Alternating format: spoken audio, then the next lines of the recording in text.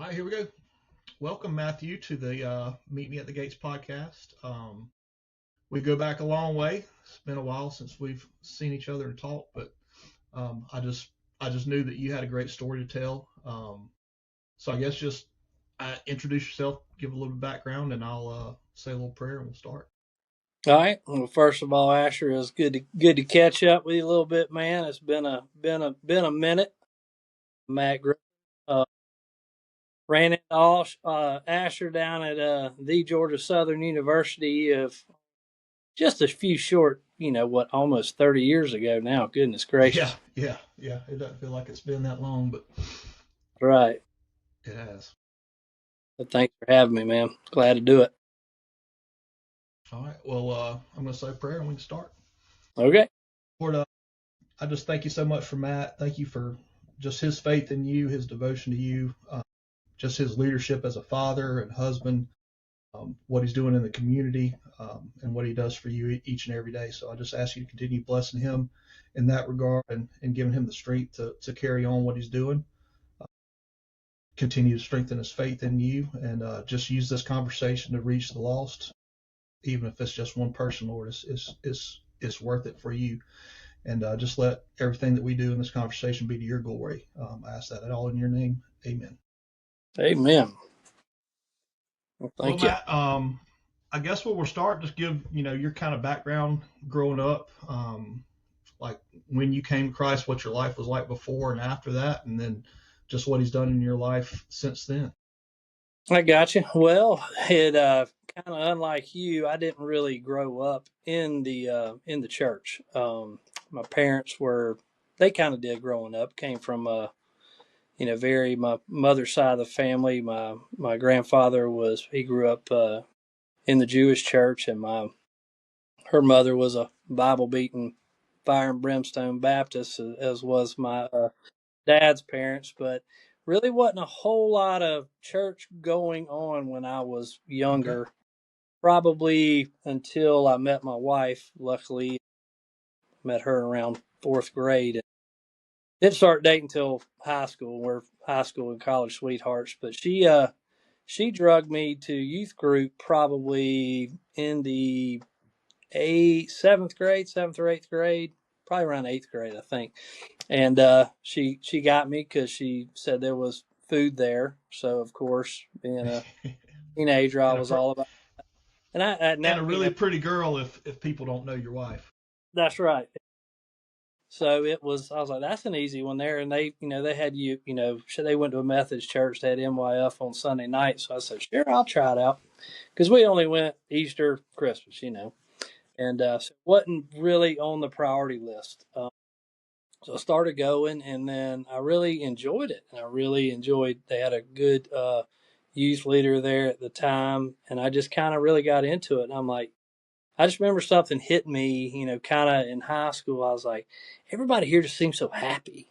Like Yeah. everybody just seems, just nice and just they're always looking out for others. I'm like, I got to have some more of that, and I just, and it kind of helped change who I was because I came from a split family household, both loving parents, very involved. My dad owned his own company. He made us work, from the time we could walk until if we were available for very cheap. Yeah. I always joke, work is like a Hebrew slave, which is But and at 16, I decided I was getting baptized. I was like, and I didn't know if I'd ever been baptized. I didn't even ask my parents. I just did it. And so I joined Mandy's church when I was 16 years old, and kind of took it from there. And I just fast forward, kind of like us all, once we get to college, that kind of takes a little bit of a back seat. Didn't really spend a lot of time working on my faith as an undergrad in college, but it was always there. I always tried to make sure I had an inkling of a time. It wasn't very often, but I had it in the back of my mind that prayer time was very helpful when I needed it, and a lot of times I had others praying for me because they know I needed it. Thankfully. Yep. And then, Me too. after college, we got married very early, right out of college, in 2001. And we both made it a priority that, we were going to put, Christ at the forefront of our marriage and our relationship, and then, once we had children, that was going to be a very important part of their life too, to make sure we started them with a groundwork to, you know, make sure they always had that faithful, that spiritual foundation that is very pivotal in, you know, in a marriage, and just having a relationship with Christ that, it will help them along the way. Absolutely. We didn't think about years down the road. Sorry, I got a little bit of a cold. Um, how important that foundation would be, later down the road. Um, so we in 2005, our son Brantley was born, followed by 4 years later with my daughter Lauren Kate being born, who's now just finished up her halfway through her junior year in high school, which I can't Good believe. grief. That Yeah. went by fast. So we raised both kids in the church. It was very important. It was a smaller Methodist church, but when they were younger, they were the only kids there, and Hmm. which was kind of weird at first, because it was Yeah. me and Mandy, our two kids, and her parents, and a lot of an elderly congregation. So they kind of ran the roost around there, which was kind of nice. But they're always very involved and very well taken care of. I think that's where they kind of learn, just to how much love and love is available, that Christ gives us at an early age, which is kind of my two rules that my kids both have growing up, and take a little note from the old bald headed coach, Eric Russell. Only two rules they had was to do right and be kind. If you do the right thing and you're kind to others, you're basically living out the gospel right there, and everything else will take care of itself. So, fast forward, in July of 2019, when Brantley was 14, we had a tragic firework accident, which resulted in Brantley losing his life. Going back, if that spiritual foundation wasn't in place, you can't get through that. Yeah. Um, and so that was a very big test, that for all of us, and a very big eye opening experience of how your faith can carry you through things. Um, but so that's kind of the set basis of kind of how I where we've gotten to where we are, but and kind of where the foundation was set. So I remember that vividly. We have, there's no telling how many mutual friends we have on Facebook. There's a But lot.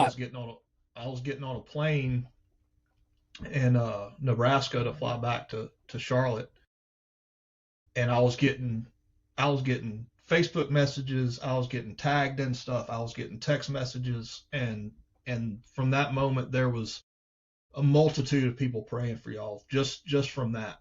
Um, Mm-hmm. and God's always there, but I was very conflicted in praying for y'all's faith that night, and I think I prayed the whole flight, and praying for Brantley to come through, but also just praying for y'all. And of course, that's not how it went. So, this program is for non-believers, and Yeah. to bring them and to show them that Christians are just as susceptible to evil and to hardships and trials and tribulations, and it's through God that gets us through it. Your camera went out, Matt, but Whoop. Just come back. okay, I got you back. Sorry. But just to illustrate, you know, I don't know how I would make it without him. I honestly don't, and I know that you and Mandy probably feel the same way. 100%.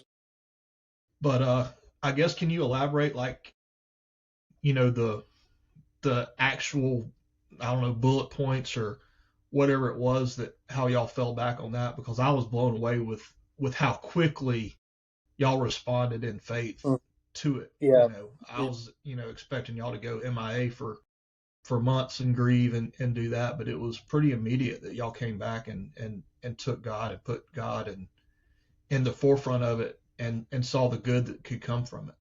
Yeah. I mean, it started when, once we got to the hospital, of kind of back up, when the accident happened, we were at the lake, and we couldn't, it was chaos. I mean, we had Yeah, a massive explosion, and and it's something, we did it every 4th of July, something the kids always look forward to doing. And this was the first year that Brantley and his friend Aiden were helping us, and we couldn't. Once it happened, everybody went into the water, and we couldn't find Brantley, and it was frantic, and we realized he was somewhere, and something clicked in me that I don't know where it came from, but I just knew that there was no way in the world that I was going to let some dive team come find my son in the bottom of this lake. And I just remember just praying, God, let me find him and pull him out of the water. And I dove down one last time, and my eardrums ruptured, but I found him about 12 foot, 13 foot down, and I pulled him up out of there and got him out. And thankfully, paramedics had already been called, and I pulled him out of the water, and he still had a pulse, and immediately started CPR, and we were able to get him to the hospital.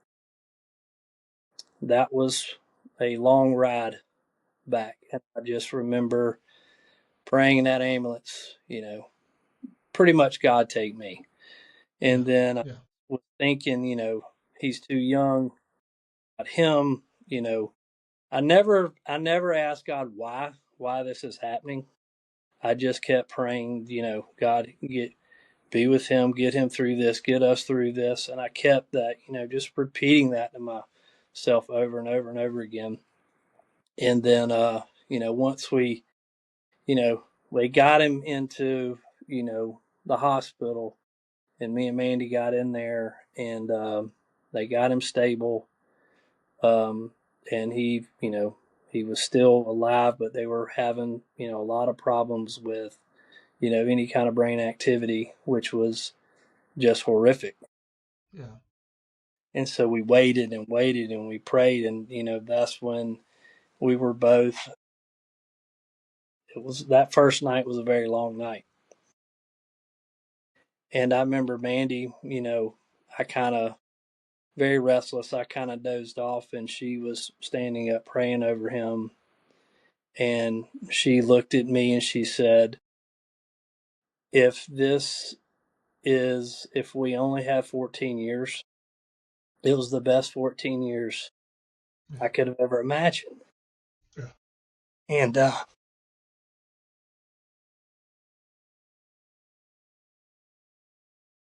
but to hear your wife say that to you, you kind of you go to a different, and it was almost, it wasn't like I couldn't handle it.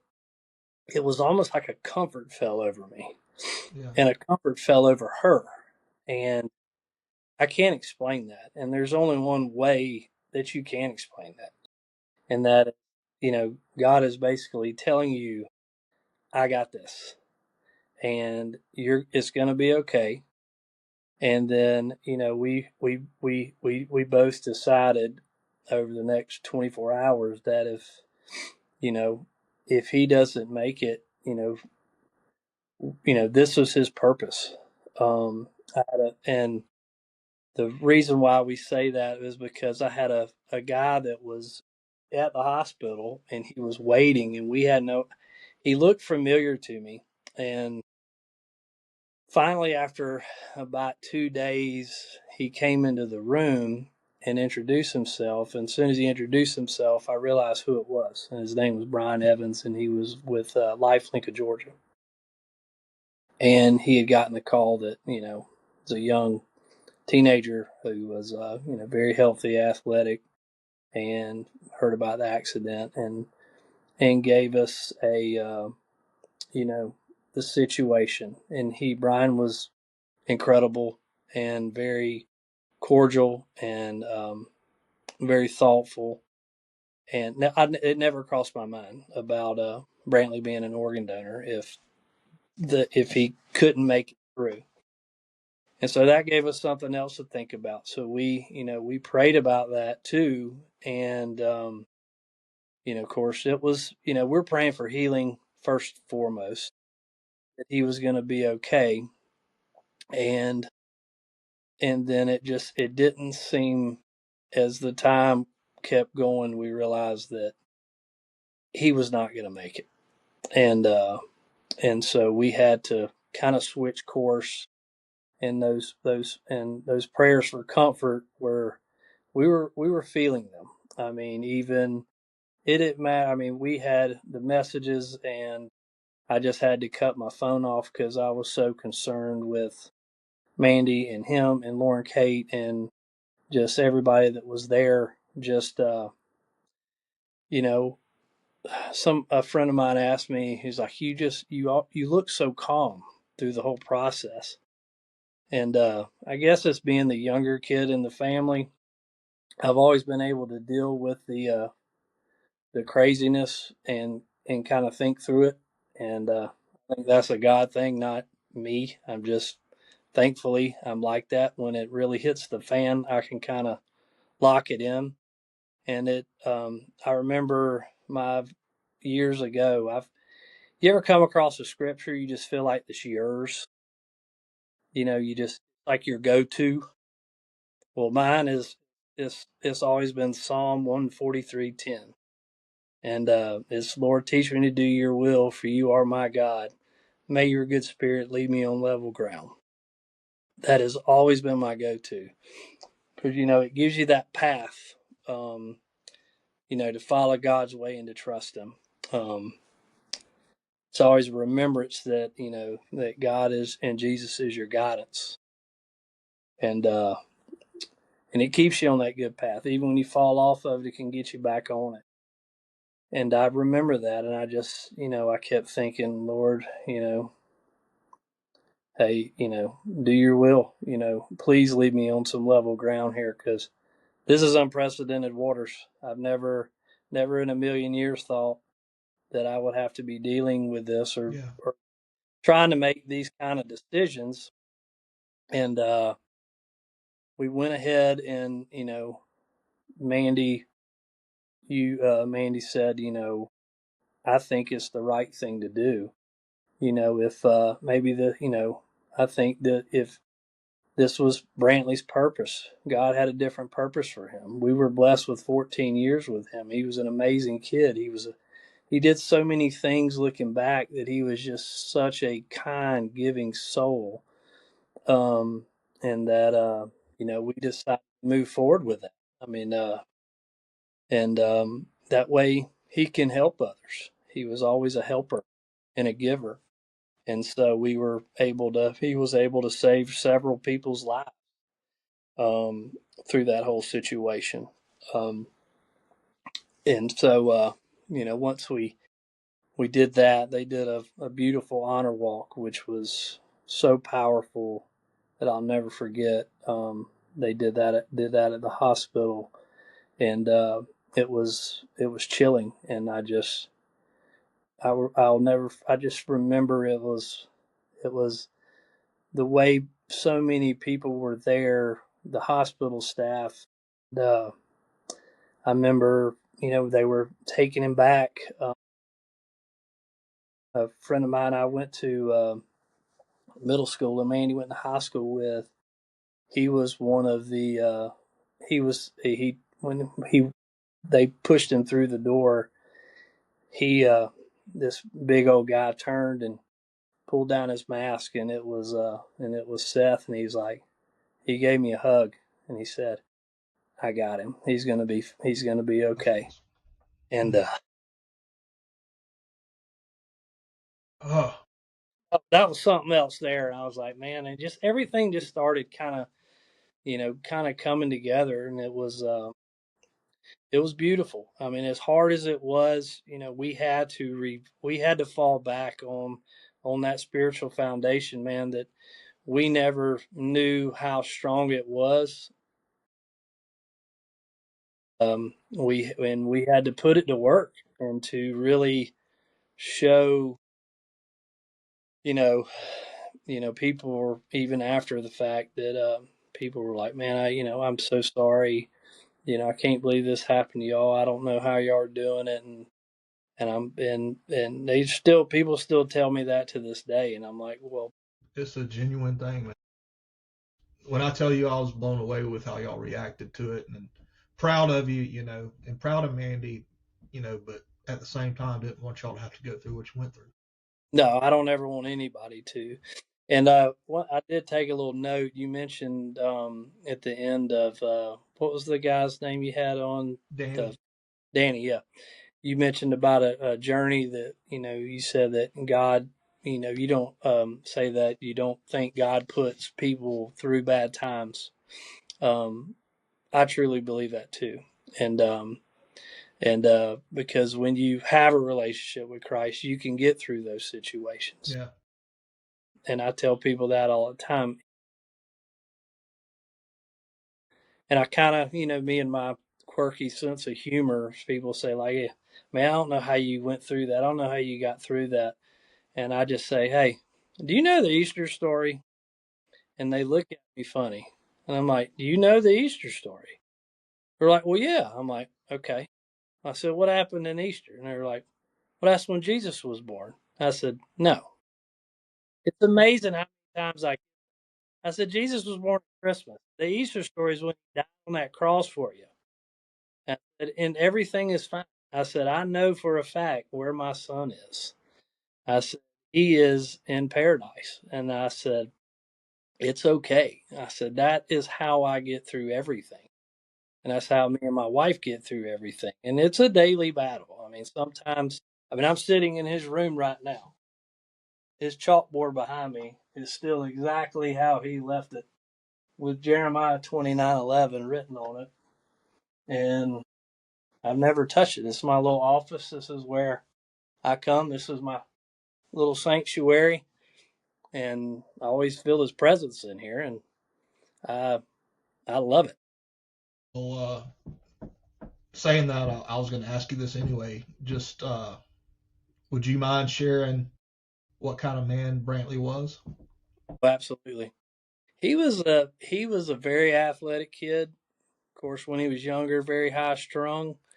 Um, you know, funny sense of humor. He was a goofball. Um, but he was always such a young age. Going back to our two rules to do right and be kind. He really took that to heart. And he was always looking out for everybody else. He never liked seeing anybody in trouble. He's probably the reason why I still, if somebody's on the side of the road begging, I got to give them something. If he sees somebody, Daddy, give him some money. Daddy, give him some money. I'm like, okay, or he would. There wasn't ever a Salvation Army kettle that he would break me trying to put money in those things. But that's just how he was. He was always wanting to help other people, which I love. And that was just kind of he was like a kind old soul. And I think that goes back to us giving him that spiritual foundation. I remember when he was little, he was probably 6 years old, and we were headed to church, and it was during when was it? It was during Easter, during the Easter season, and we were going by First Baptist Church in Augusta, and we were headed to our church on off Walton Way. And he looked up and he said, "Hey, Mom, you know those mean men that put Jesus on that cross?" And she was like, well, yeah, yeah, I know you're Thomas. She goes, that makes me so mad. I was like, well, buddy, that's, the Jesus did that for a reason. He's like, I know. But I just won't fight him. I'm like, well, I said, well, buddy, I said, I understand. I said, it makes me kind of sad too. He's like, yeah. But that's not nice. You shouldn't do that to people. And that's how his little brain worked. And he was always so kind to others and kind of the epitome of him, which is why I leave that right there. It was about 2 months before he passed away.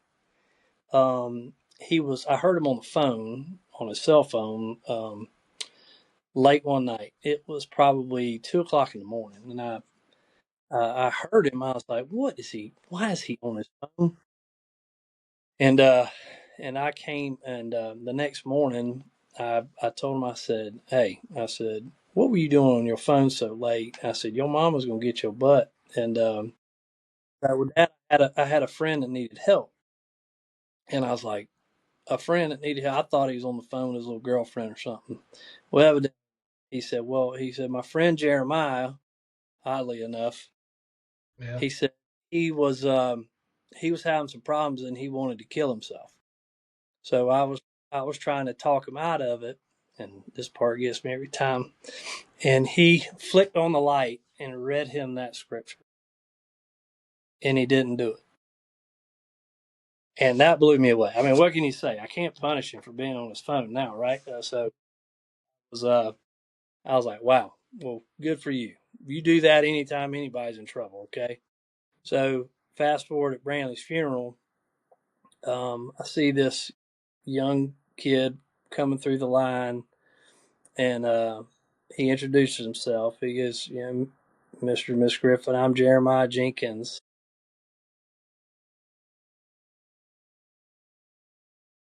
He said, I wouldn't be here if it wasn't for Brantley. He's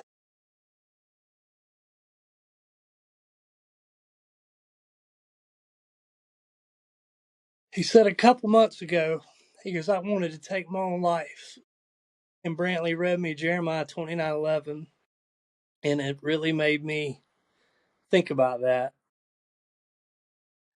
I went and read that. I've read that scripture every day since, and because of him, I decided not to kill myself. And I just grabbed him and hugged him and squeezed him because I didn't know this kid. I'd never met him before. I didn't even know what he looked like. And, so that's who he was. He was that kind of person, and the kind of person I still strive to be. And so, if a 14-year-old could do that, we can do that as adults, and anybody can do that. So that's in a roundabout way. That's how he was. That's how God used him. He was amazing, amazing man. So I never met him. I saw him on Facebook, kind of watched your kids grow up like I did everybody else's. Um, but there's a few kids. Um, Brian's little boy passed away about 2 years ago from that skin disease or whatever. Yeah. But Oh man. him and Brantley are two kids that impacted me hugely, you know, and challenged me to be a better person. So that's when you're when you're having kids and your kids are producing fruit like that, that's a testimony to you and Mandy for sure. Yeah. Especially to his mama. I'm still a work in progress on the daily Well, for sure. she's got a lot more fruit than you do, my friend. Yeah. But I forgot that you brought your wife with you to college. You could have probably just skipped the whole thing. Yeah. Gosh, if I wouldn't have, if I still to this day said if it wasn't for her, I wouldn't have made it out. I would have been Yeah, another chalk up on the percentage of flunk outs, I'm sure. just those days for sure. I'm glad we got through them. I don't know how we got through them, but we got through No kidding. them.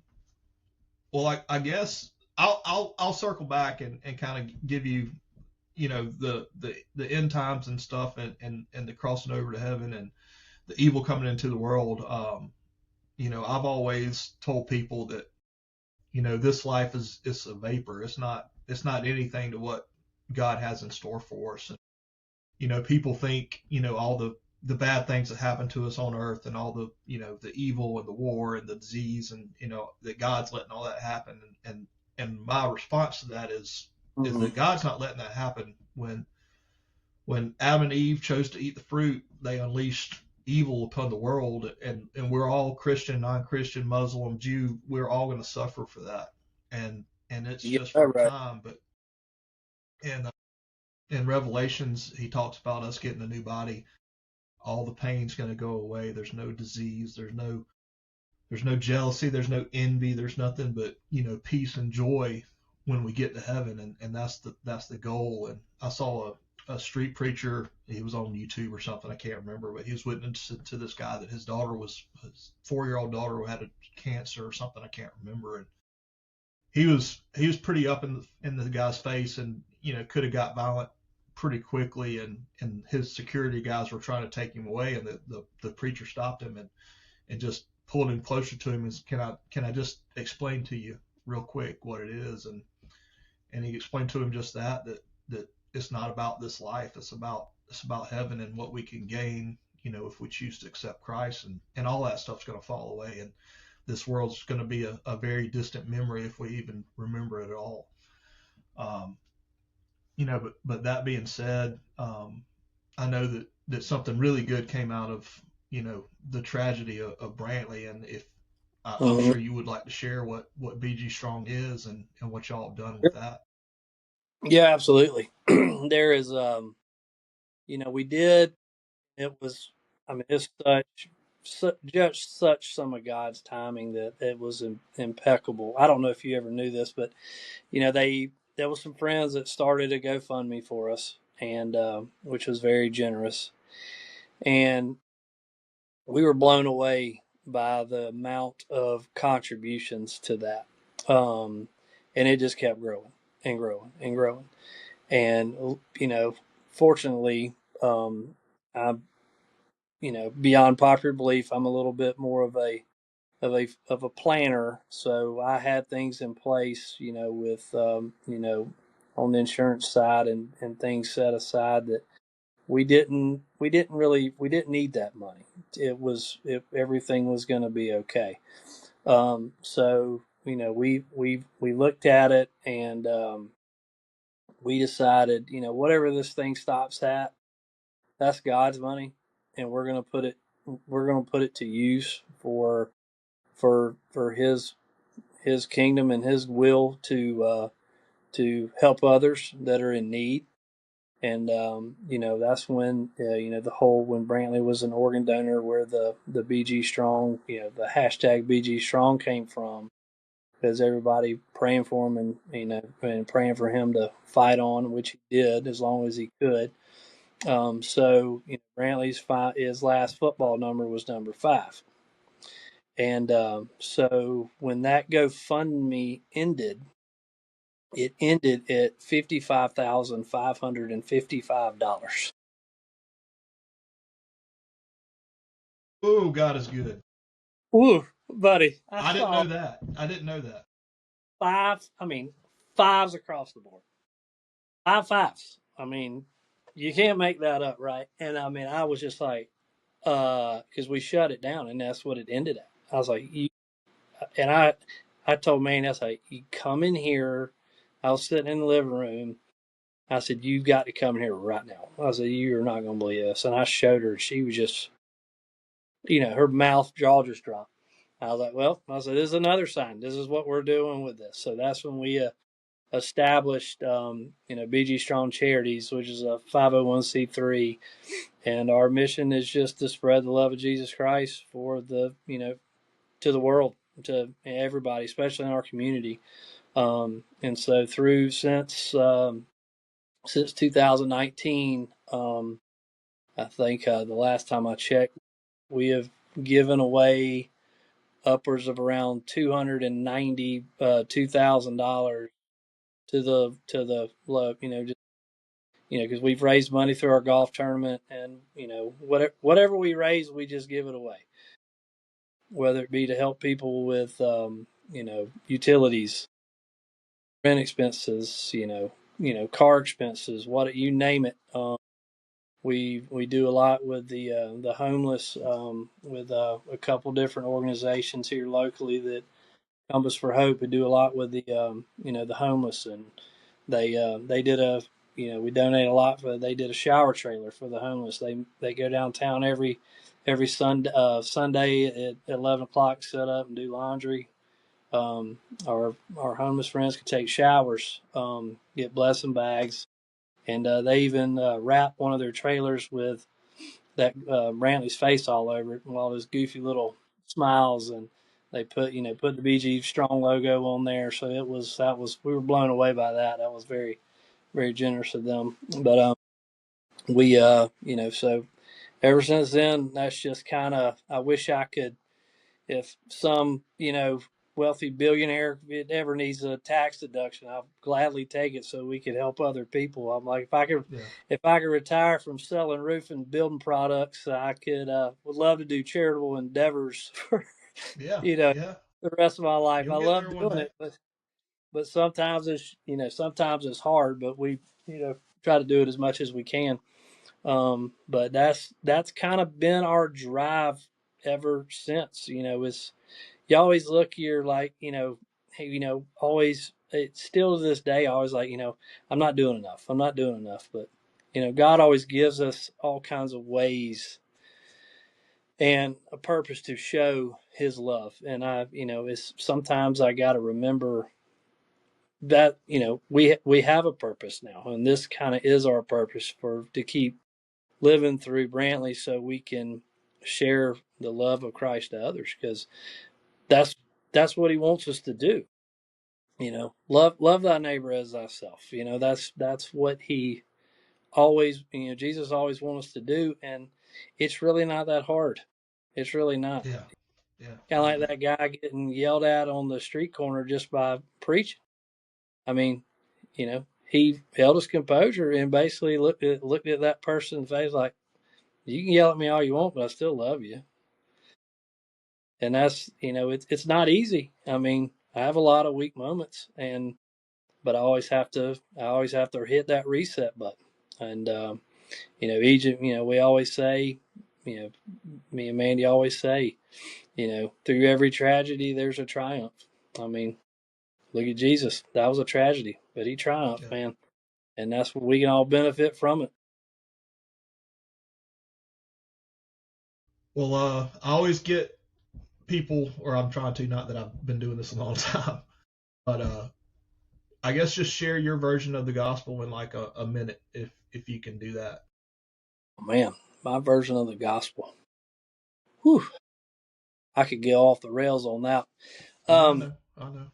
yeah, I mean, basically, my version of the gospel is that is when I think about God and about Jesus and kind of how He wants me to live, and I really think He wants us to be a guiding light for others, be an example. We ever since Brantley passed, we've been involved with our student ministry at Wesley United Methodist, and at first I didn't want to do it. I didn't know if I was ready, but it's the best decision we ever made, because being around those youth, and I work a lot with the boys, and I was with some kids for 4 straight years, and I always tell them, hurt people, and that's not, don't let that happen. If somebody hurts you, you show them grace, um, and tell them, it's okay. So I always try to emulate that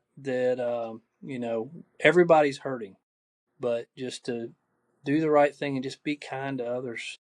Anything you can do, be helpful to others, open a door, for somebody, even if it looks like they're hurting, smile at them, ask them how they're doing, check on somebody. Just be that version of yourself that you think Jesus will be proud of. And a lot of times that's not going to happen. I mean, there's still some days that I've got to snap myself back into shape, or if I'm not acting accordingly or acting like an idiot, I just it's okay to have those days because Jesus got on that cross for you and for me, and it's okay. But all in all, it's not easy. You can be weak, but you can always redeem yourself. And I mean, He redeemed it for us, and I'm thankful each and every day that I can pray that God forgive me for what I've done, and thank you. That's why you know I see the gospel every time because I'm a hunter, so I love being in the woods, and just got back from a duck hunt trip to Arkansas, and just there's something majestical about watching that sunrise in the morning and just being grateful for another day, another chance to just show some love and to somebody else or just to others around you, and just to try to be a guiding light. And I'm just so grateful for that. Even on the days that I don't really want to, um, you just got to do it because Jesus didn't quit on us, so I can't quit on him. Absolutely. Um, the only other thing is, and I think you've said, and if you don't have say anything to say, that's fine. But just what would you say to somebody that is a non-believer that's been put off by Christians or has whatever excuse they have as why they should believe? Yeah, I mean, I've come across that before, where people just say, "Oh, the church is just a bunch of hypocrites. They're only there for your money, blah blah blah." And I'm like, you know what? I said, you don't have to go to church to be a Christian. And they just look at me funny. I'm like, I said, I'll take you downtown on a Sunday and watch these homeless people who I've gotten to know, um, and I'll show you church. The church is everywhere. I said, it's not necessarily in a building. I said, the church can take the love of God and Jesus out to the world a lot easier than we can individually. But I said, one, if you've had a bad experience, our youth pastor Aaron always says, he'll tell kids who go off to college, try 3 different churches. Go to one. If you don't like it, try another one. If you don't like it, try another one. Find your fit. I said, there's a place for everybody. I mean, it's not really, a lot of times we get tied up with all the denominational mess and all that stuff. I don't like the politics of church, period. I don't get caught You and up me in, both. I don't that I don't deal with that kind of stuff very well. And I said you need to find a place that you fit into, that you can work on you, and you that way you can establish that relationship with God and firmly understand what it means. I said, I know people that I've seen their lives change. I know you have too. I mean, like Danny. I mean, just he's probably one of those guys. He was hurting and he hurt others and he didn't have a lot of direction. That directional fortitude gets off. I said, if you can't see that, a guy here, uh, Cliff Nobles, and runs 143 Ministries, is for addicts. And I mean, Cliff he was a drug addict and a drug dealer. Went to prison, and his program and his ministries are changing lives here. And he deals with a lot of those people who didn't believe. They thought all Christians were hypocrites, and the church was silly and didn't it was just a waste of time. So I've seen those people also realize I can't live without it now. I don't want to go back to that lifestyle. Lifestyles are changed if you just allow the love of Christ to come into your heart. It's good, man. Well, thank you so much for your time. Thank you for sharing. Thank you for Absolutely. who you are, man. Just It don't take me much to run my mouth, especially about something like. Sometimes I'd rather run my mouth about this because other things kind of get me in trouble. well, I mean, this is a lot better thing. I mean, I love talking about. I mean, you know, everything that he's done for me, and just hearing what he's done for other people, and people definitely need to hear your story. Um, what you and Mandy have done is great, and I love both of y'all. I loved y'all in college, and I love y'all even more now. And we don't even see each other that much. Um, but thanks again. I'm gonna go ahead and stop it. Okay.